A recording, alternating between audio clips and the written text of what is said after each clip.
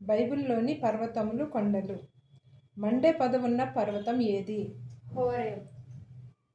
దీవెన వచనముల కొండ ఏది? గెరిజీము.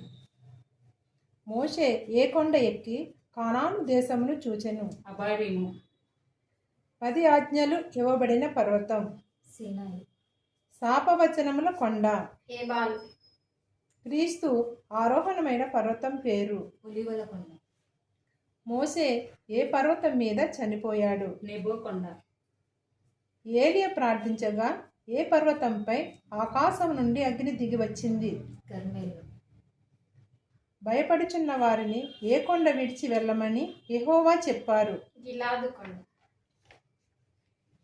యెహోషువ పాతిపెట్టబడిన పర్వతం. కర్మేలు. యెహోషువ పాతిపెట్టబడిన పర్వతం. గాయాషు. నోవాహు వాడ నిలిచిన పర్వతం ఏది? అరరాతు.